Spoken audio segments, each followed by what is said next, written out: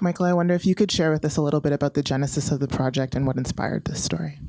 The starting point for the film really was a long time ago. I did a film called Road to Guantanamo, which took three guys from Tipton, a small place in England near Wolverhampton, back to Pakistan. They'd gone to Pakistan for a wedding and then ended up in Guantanamo prison. And so after they got out, we took two of them back to visit their friend who was finally getting married in the village in the Punjab where he'd originally set off for. So we went there and arrived with the two guys and for the wedding, and it just seemed to be like a great location for a film. And maybe arriving with those people from Britain and coming from Britain and going there to this place where they had cultural connections to, but no real personal knowledge of. They'd all grown up in Britain. It just seemed like that'd be an interesting starting point for a film. Thanks. And where do you feel like you were able to go with this project creatively that maybe you haven't been able to go in the past? I don't know. Okay.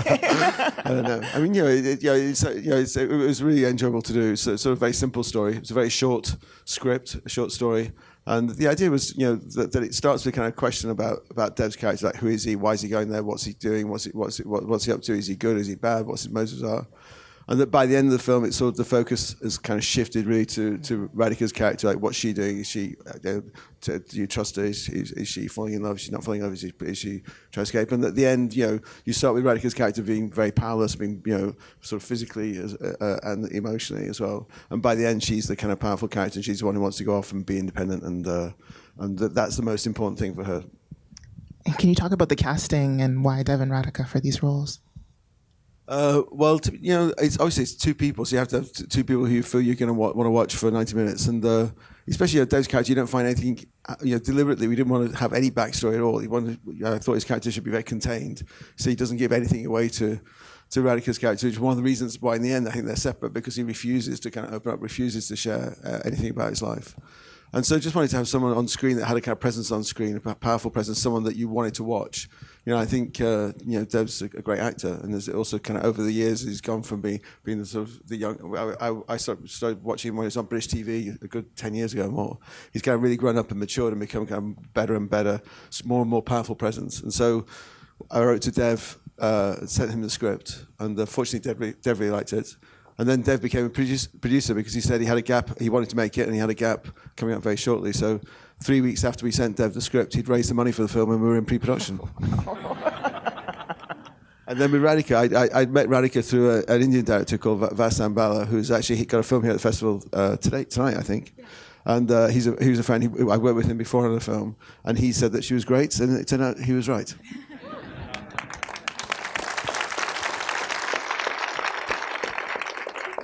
Radhika, can you talk about what made you take this role and what it was like playing it for you?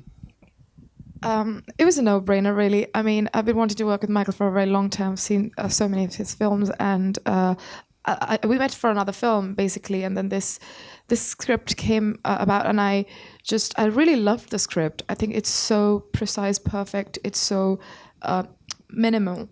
And also the contrast of people constantly looking for identities, and you have this man with multiple identities, but he's more or less the same person, and her you don't know where she's going what she's trying to find, and I really like the idea of not giving too much and not knowing about them, but sort of getting so deeply involved in their relationship and in their journeys, and I thought it just was really beautiful. And yeah.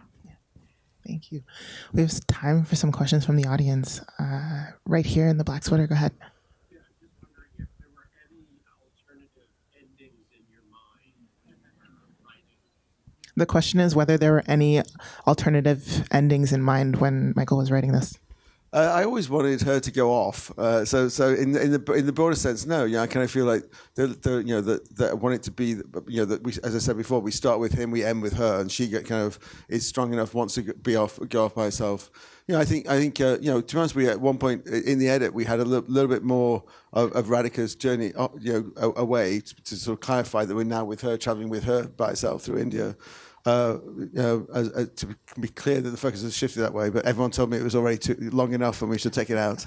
But no, the basic principle of they come together, maybe they come together for a moment, but partly as she says in the film, partly because their situation is very different. She wants to take control of her identity. She wants to be free to become a different person, have a different life from the one that she felt was being imposed on her, and being imposed on her by family, or being imposed on her by Deepesh, or maybe obviously large part of the film. Dev's character is imposing on her as well, and so she wants to be in control of her own life. But I think also, like she says, practical level, everyone knows who she is. Her situation is very different to his. But I also just wanted that feeling that maybe also just that maybe that in my mind, that in Dev's mind afterwards, in his character's mind, maybe he's like, if only I'd opened up more, if only I'd shared my story with her, maybe things would have been different. But he is who he is. I wanted him to be very closed down, and that in the end she wants to be by herself. In the blue jacket, go ahead.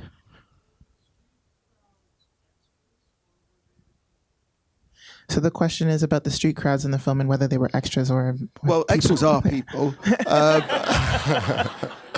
But no. I mean, so the idea is like we would take Dev and Radhika out and insert them into the streets, the real streets. We wouldn't have the ability, let alone the resources, to try and populate streets as much as that.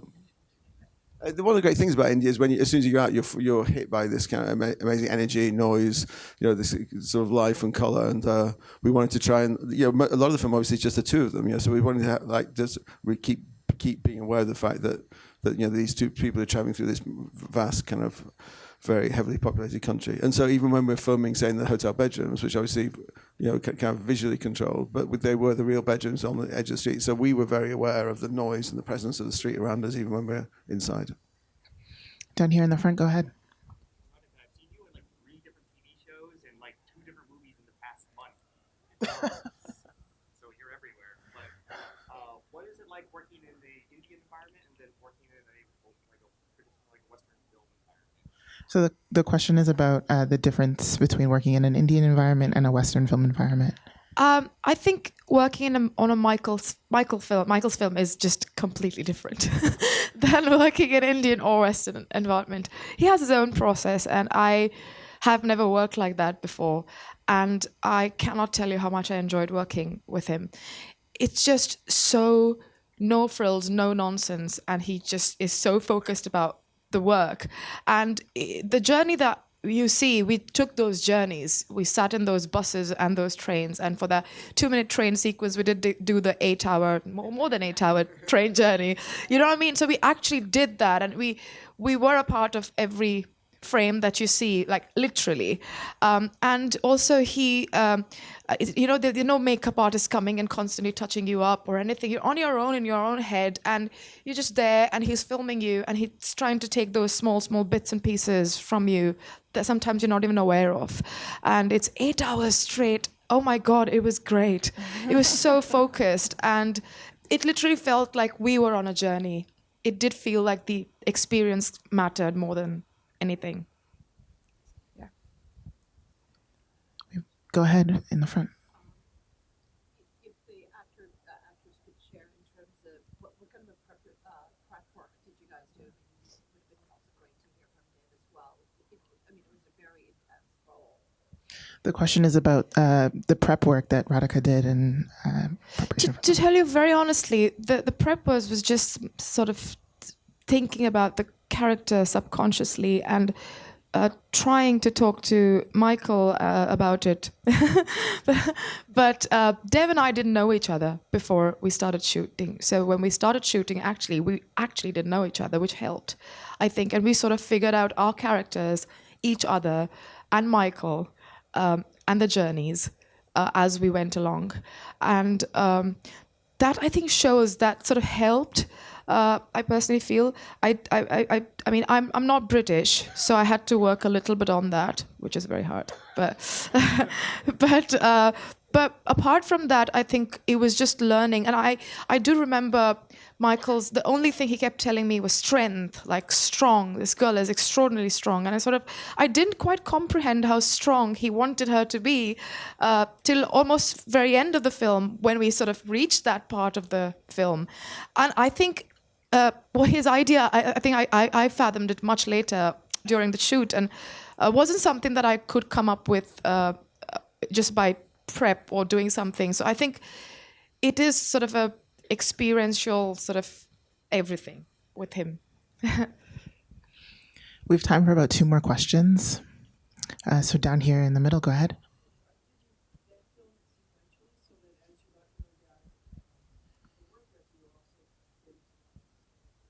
Actually, yeah, almost.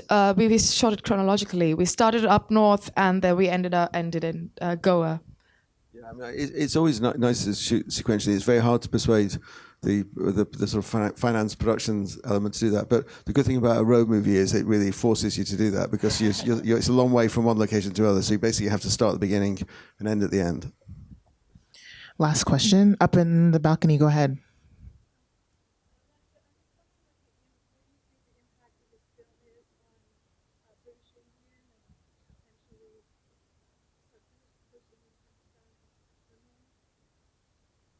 So the question is about the potential impact that this film would have on British, Indian, Pakistani women. I mean, to tell you very honestly, I was asked this question earlier, and I was thinking about it. Her history is so crucial, right? That she's British, Pakistani, and there's a life that is imposed upon her that she's trying to get away from. But even in the film, I think it's a conscious choice to not give more than that or not really talk about that as we go along.